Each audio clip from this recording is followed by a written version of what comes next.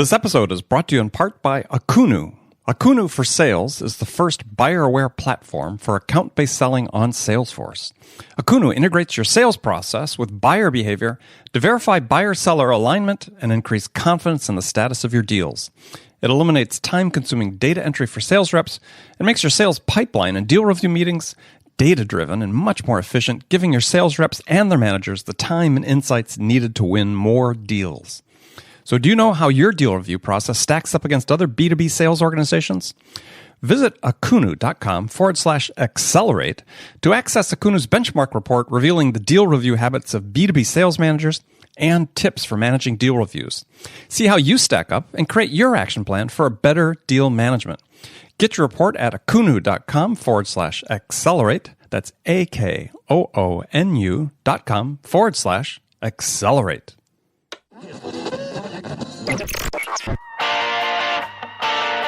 It's time to accelerate. Hey friends, this is Andy. Welcome to episode 561 of Accelerate, the sales podcast of record. Joining me on the show today is my guest, Darlene Mann. Darlene is the co-founder, president, and chief operating officer at Akoonu. And in this episode, we're going to dive into account-based strategies. We're going to talk about the tools to help you succeed in an account-based sales environment, and then spend some time thinking about and predicting how account-based selling is going to evolve over the next several years. If you'd like to see the show notes for this episode, go to andypaul.com/561. Now, friends, it's inevitable. If you're in sales, you're going to hit a sales slowdown from time to time. And what I see when I work with companies, oftentimes the first thing they do is default to this notion that the solution to a slowdown or to not hitting your numbers is to add more structure and more process. But sometimes you need to try some new ideas, a little out of the ordinary, to break out of the doldrums, sell up to your potential. So if you're looking for some new ideas about how to amp up and accelerate your sales, then you need to read the new report I put together just for you. And it's based on the specific recommendations of more than 300 experts I've personally interviewed on this program. And I've compiled their tactics and strategies that they recommend into a practical step-by-step guide that you can use to accelerate your sales today. So don't wait. Go to accelerate.fm/accelerate to get your free copy of this report today. That's accelerate.fm/accelerate. Also want to remind you that I'm always on the lookout for your questions that you might have about sales, specific sales situations that you get into, or your suggestions about topics you'd like me to address on the show or guests that you'd recommend that I have on the show. So make sure you send me an email about that. In fact, you can do that today. Send an email to andy@zerotimeselling.com with your question or your suggestion or your guest recommendation. All right, let's jump into it. Darlene Mann, welcome to Accelerate. Thank you so much, Andy. No, it's my pleasure to have you here. So I've a standard question I open all the interviews with is, in your mind, what's the single biggest challenge facing sales reps today? I think it's the complexity of the selling world and how much is expected of them as they walk through a door to try to create the value that will ultimately lead to a sale. I think that for many salespeople today, the overwhelming amount of process and mechanization that's being applied to the sales world is distracting them from the real heart of selling, which is understanding who our buyers are and really spending the time to help that buyer discover the right solution for their needs and to really engage in a sales process that's going to add value as well as extract value. And so I think the busy world out there and just how complicated it's become with so many different demands on their time is making it harder and harder to stay focused on that relationship with the buyer. So why don't we just simplify it? I mean, it seems, it's such an easy question. But I mean, it really comes from the perspective of okay, yeah, gosh, we got 13 tools in our sales stack. Yeah, someone show me data that shows that each of those is making a difference. If any of them are making a difference, right? I mean, have we created this environment? I'm speaking hypothetically here. Sort of artificial complexity or unnecessary complexity? I mean, it's more complex, but have we gained anything through the complexity? Yeah, and I actually think that's a really great question. So I believe that there's more than one side to this complexity. Part of this is that as technology has progressed and we've created all of this digital marketing infrastructure, we now have a lot more at bats, if you will, in terms of as companies, we're marketing in a way that's creating connections or signals with buyers. And the buyers have a lot more opportunity to go out and learn about things, research things, see if they're interested, understand what might be available to them. It's the same old thing that we're hearing all the time. The buyer might be X percentage through their process before they even talk to sales. And some of that is true. But some of it is also that in the buyer's world, things have become more complicated and they're more cautious about how they buy. I think the purchasing processes inside of larger companies, but even mid-sized companies, have become far more collaborative. And so there are more people at the table to talk to, more opinions that have to be heard and concerns satisfied. And that complexity isn't something that we can just make go away with a set of tools.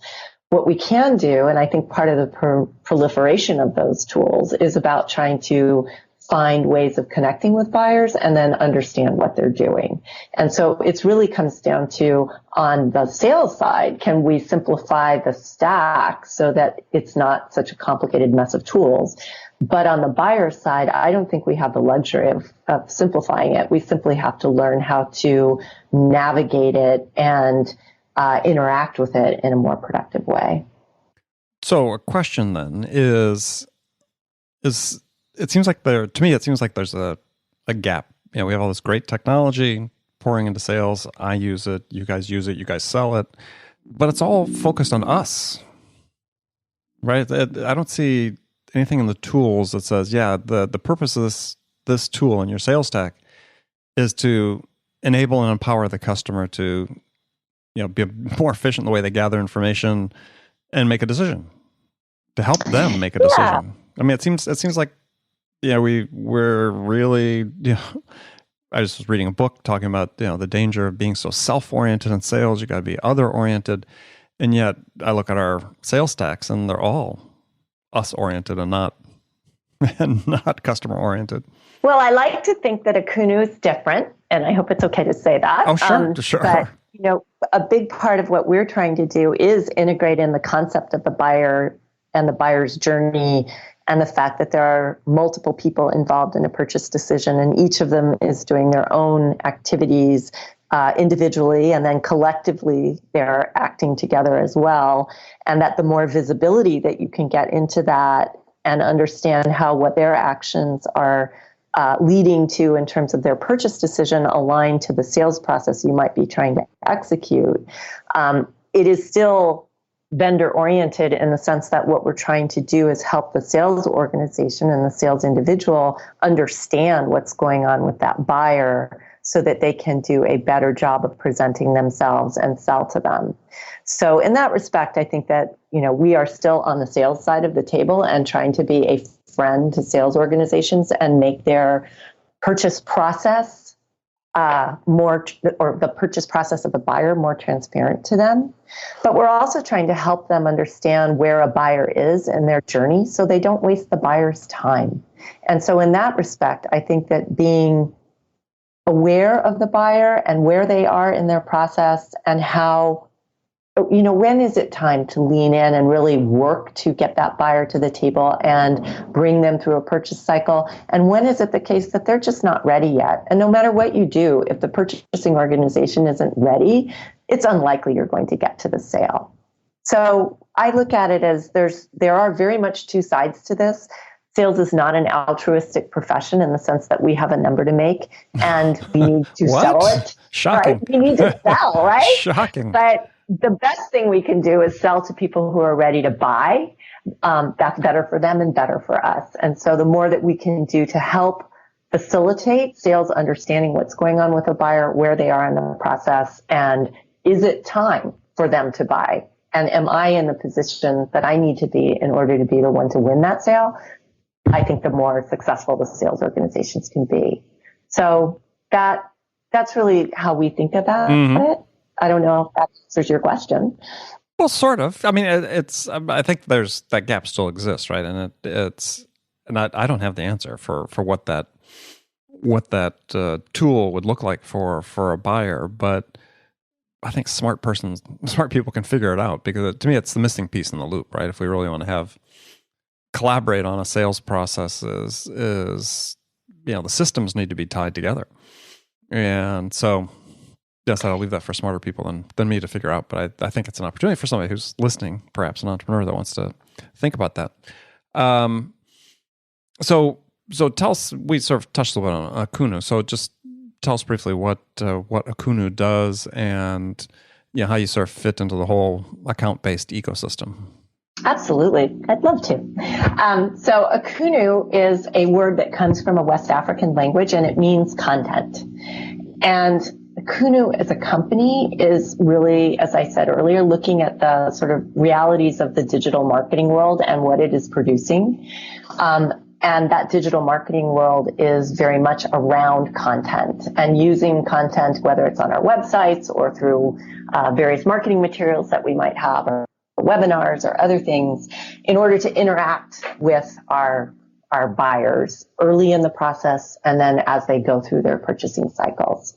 And what we're really doing is looking to reshape the account-based selling experience for sales organizations in order to take advantage of all of that digital signal that's being left out there like breadcrumbs associated with those buyers.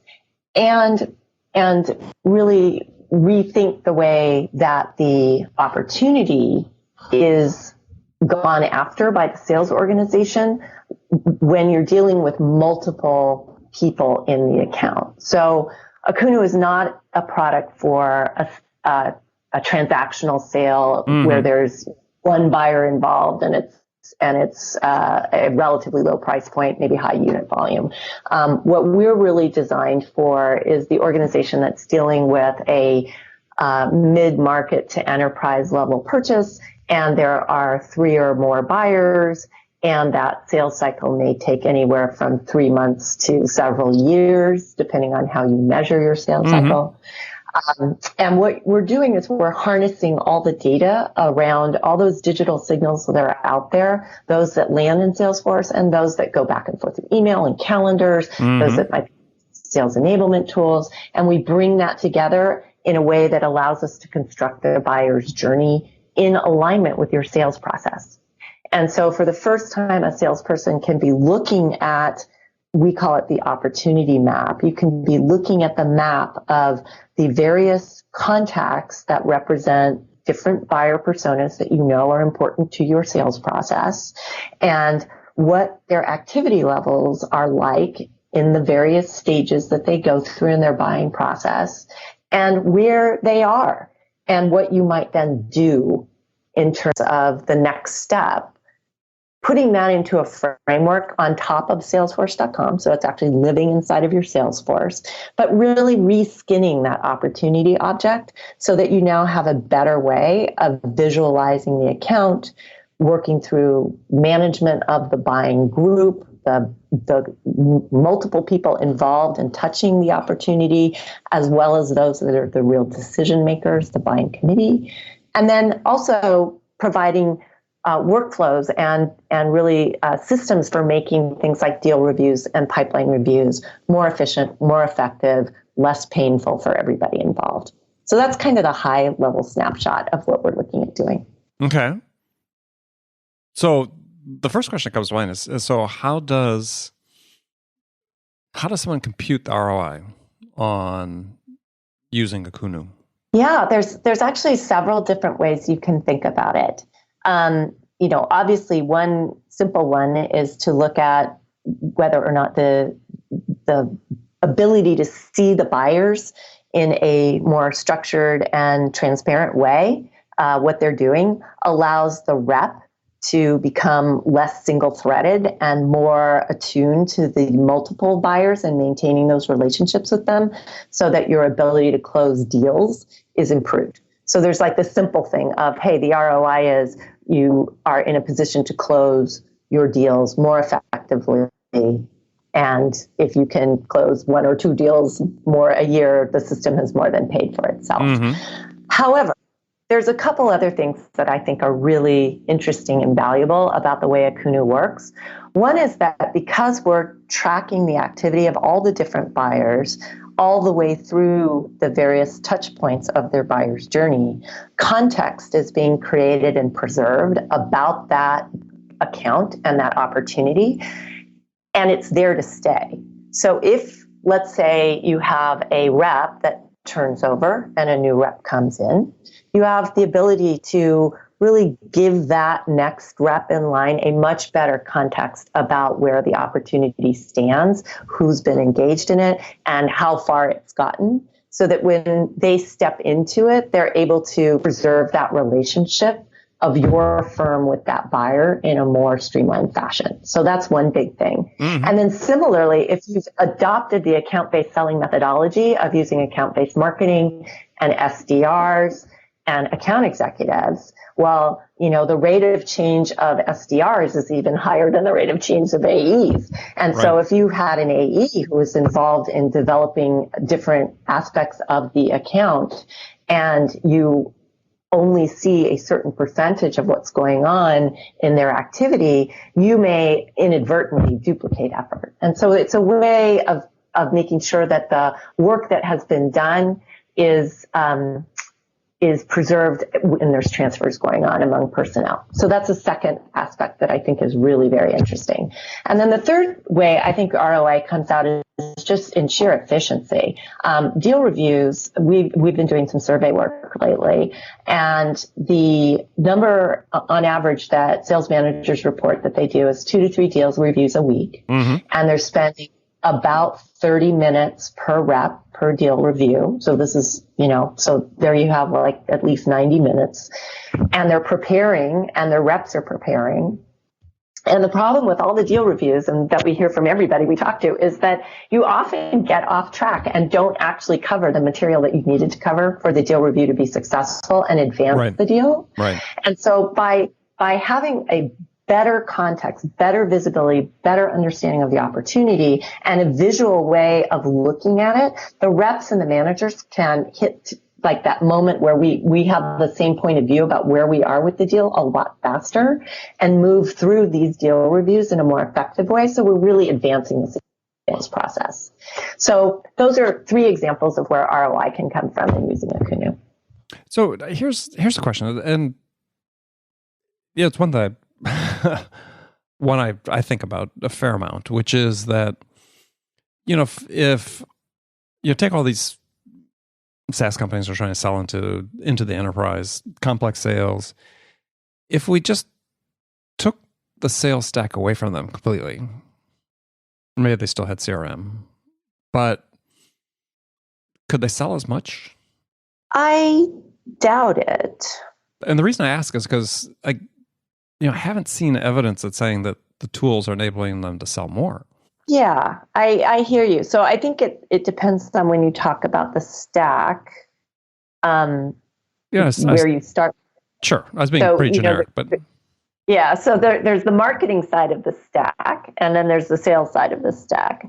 I think the marketing side of the stack at some level is table stakes today, because every one of your buyers expects to be able to find the representative group of companies they might be interested in for anything online, right? So I don't think you can remove the marketing stack. It's become a cost of doing business. Yeah, I was referring purely to the sales stack, but yeah. Okay. So then you go over to the sales side of the stack, and if you have the CRM, I think it's fair to say that in many cases, the CRM has become a data platform and a data governance platform, a place where you store data for reporting, and that it is not really facilitating at least the account-based selling process in any great manner. most of the organizations that we talk to, they are somewhere between the continuum of we don't even ask the reps to use it because they find it so painful, to we make them do some minimum set of things so that we feel that we have some handle on what's coming in the pipeline. But actually using the CRM tool as a way to facilitate selling, I would say that today that is not really taking place. And so a lot of the tools that have come in the last 5 to 10 years have really been about improving the ability of the sales rep to do their job at a productivity level, and to some extent at a training and onboarding level. Mm-hmm. Could we live without them? Possibly. Would it take longer for salespeople to come up to speed? Very likely. Would they be as efficient in doing what they need to do on a day-to-day basis? Very unlikely. And would the integration of all of the different activities that they perform in the pursuit of a sale be transparent or available for others to participate in? Almost certainly not. Yeah, there's a sales rep selling, and then there's an organization selling, delivering, and supporting. And so I think these tools that are out there, they play different roles. Some of them play roles exclusive to the sales organization, and some of them play roles in creating foundational information and support for the follow-on delivery of service and support. Yeah, I mean, I asked the question because I think we haven't really found out how to use the tools in a way that really increases productivity. I mean, it's not to say we haven't increased activity levels, but again, just based on sort of the availability of scant data about what's individual rep productivity. Yeah, I think we just haven't really found the right recipe for using a lot of the tools in a way that really does improve productivity. And defining productivity as I do for sales is, per hour of selling time, a rep is selling more, right? It's producing more revenue per input of an hour of selling time. And to me, that's sort of the holy grail, right? If we can get to that point, then it's like, yeah, we're onto something here. I totally agree with you in terms of the fact that we have not figured out the right recipe for how to use these tools in certain markets. I think in account-based selling, that is absolutely true. And I think that's in part true because the tools historically have not been set up for account-based. One of the funny things about this whole account-based marketing, account-based selling world is that those of us who've been selling into accounts for 30 years are like, well, that's not new. We've all been doing account-based selling forever, right? Right. But in fact, when you look at the way that the marketing automation systems were set up, they were not set up to sell to accounts. They were set up to generate leads where leads are an individual, right? And an individual is one person in an account. You don't sell an individual, you sell an account. And so as a rep, I would be working on something and a lead would come in from marketing on an account I'm already working on. I appreciate the fact I now have a new contact at that account, but it wasn't a new sales opportunity, right? And so that's always been one of the struggles between the sales and marketing divide is they were focused on leads and we were focused on opportunities that are in accounts. And a lead is one part of that, right? But then you get to the world of sort of the CRM, and the issue there is that really those platforms, while very helpful, particularly in managing the revenue stream associated with sales, have not really helped the rep be able to see the account that they're selling to. It has not enabled them to do more quality of selling.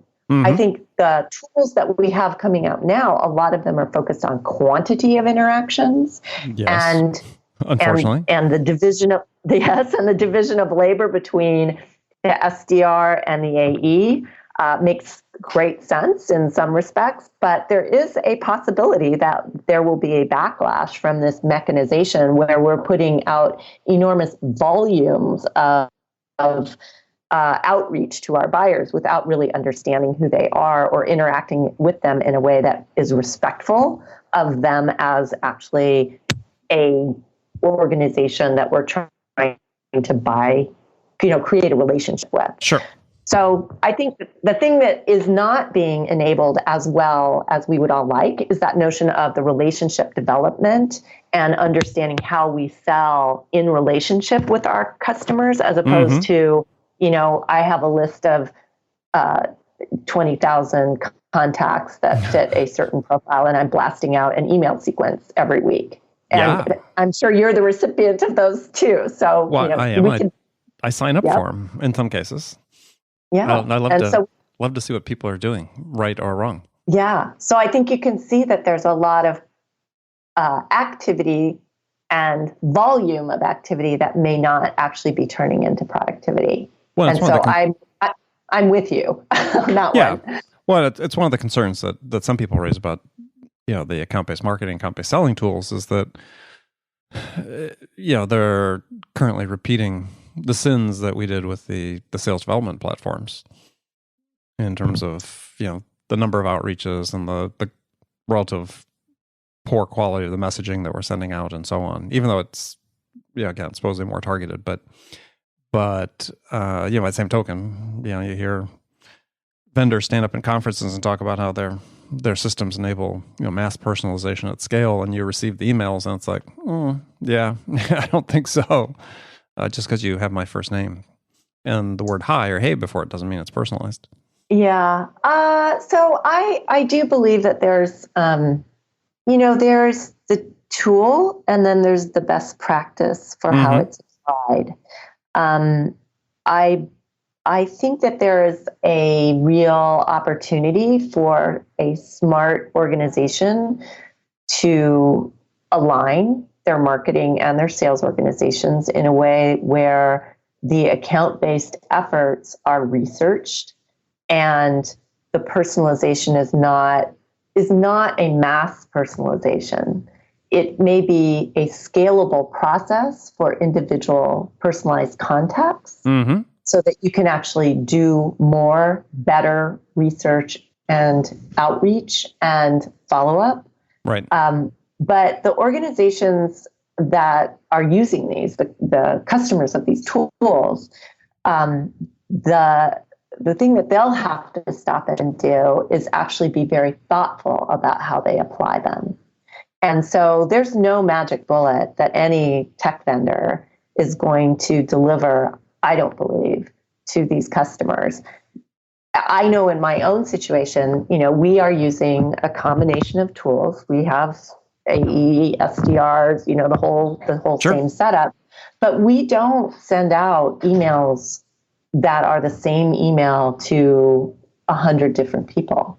We research each contact, and then we now have a way that we can look at each contact, understand what's the right way to approach them, and research their company and understand more about their company. And then what is the likely set of things that we might use to start a conversation with them? And that's sort of intelligent selling. The platforms make it easier to scale that. But if you've decided that what you really want to do is you want a cookie cutter message that you're going to send out, 6 different times and expect something back from it, I think that's going to be a very disappointing outcome. But that's about how the tool's being used, not the tool itself. Yeah, and I think that's really the critical point is as we talked about before, it's, what's the recipe for using them intelligently, being thoughtful. Oh my gosh, that's such a great starting point, because one of the downsides of having so much transparency or increasing amounts of transparency in the sales process and the ability to track data is sort of this human nature people have to fixate on quantity of things, as we talked about before. And I think the antidote to that is being more deliberate and more thoughtful, and maybe investing a little more time into capturing the deals. I know it's anathema to some people and looking at cost of acquisition, but if you're selling into the account, into the enterprise with a little more complex deal, the trade-off is you're going to probably increase your conversion rate. And so, you may have a little bit of higher cost of acquisition, but you're going to close more deals. Well, and you're also going to be set up for an enduring relationship with Exactly. the account. And so the truth is that the initial acquisition is, of course, important, but the long-term customer value is where the real payoff comes for most of us. And those of us who are building, companies or have built successful companies, it's not a one-trick pony. Typically, it's that you build a successful business by being able to expand your customer relationship and deepen it over time. And so, starting off on the right foot, you did a great post, I think, a while ago, or interview around mindfulness. Mm-hmm. Having that sort of mindful, intentional attitude about how we approach our selling is going to distinguish and differentiate, especially when there is just so much garbage flowing into the inbox. So I think it is incumbent on the buyers of this technology to be thoughtful about how are we going to use this and how do we use this in a way that really promotes our organization as being buyer centric and not just trying to sell. Yeah, I think it's a great point. Is using technology to help position yourself. Because there's great stuff there in various tools. It's just, can we use them appropriately to, from my perspective, I always start with the buyer, right? Is how do we use these tools to help the buyer make quicker, better decisions or, meet their own objectives? Yeah. How do you position yourself to be intelligent about their business problems in the place that they're at? Doing your homework is a really important part of being a salesperson, as I said, I think, in our first conversation. Right. And it's not doing your homework once just to get the call. It's really engaging in understanding how that business is evolving and demonstrating that attention to the buyers all along the way. And I think when you do that, you're in a position to request from them the information and the feedback that you need in order to shape your offers to them so that you can be successful in making a sale. Mm-hmm. No, I agree 100%. I think that one of the things that's overlooked by too many sales reps, to the point you just made, is that one of the things that has one of the biggest impacts on customers is the act of selling to them. Customers become more intelligent and more informed through the process of buying or being sold, and their requirements change and evolve. I mean, if they're looking to buy the exact same thing near the end of the sales process as they were at the beginning, the objectives may be the same, but in the vast majority of cases in a complex sale, what they're looking at buying is actually going to be different. And if you're not alive to that possibility, not mindful of the possibility that the act of selling to them actually changes requirements, and so you're not being thoughtful and mindful and deliberate throughout the entire process, as you'd mentioned, you're going to be surprised when you get to the end.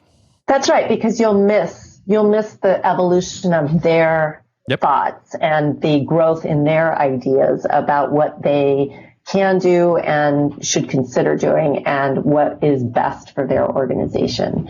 And that's another reason why I think it's so important that sales be thinking about not just, the one or two people that might be considered the decision makers, but are actually trying as part of their sales process to build relationship with the people that are kind of all around the deal and understanding sort of what they see and what's important to them.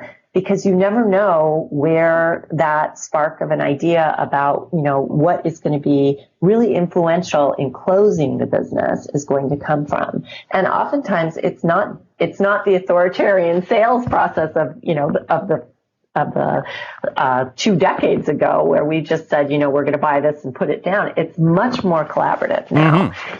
And so you really can't afford to be single-threaded. Yeah, I agree. 100%.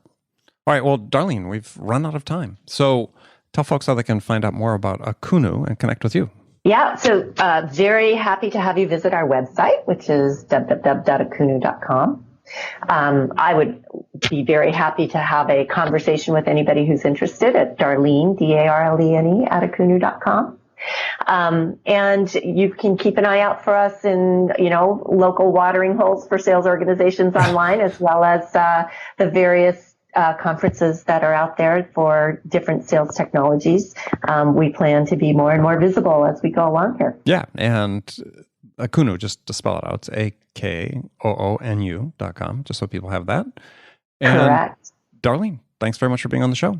Thank you, Andy. It was such a pleasure to speak with you. I forgot that we were recording this. Well, that's a compliment. Thank you very much. So, friends, thank you for joining us today. Please come back, join us again tomorrow for another great episode of Accelerate. Until then, really appreciate if you get a chance on whatever device you're listening, whatever app you're using, take a second, subscribe to this podcast, Accelerate. Leave us a review. We'd really appreciate hearing from you. So thanks again for joining me. Until next time, this is Andy Paul. Good selling, everyone.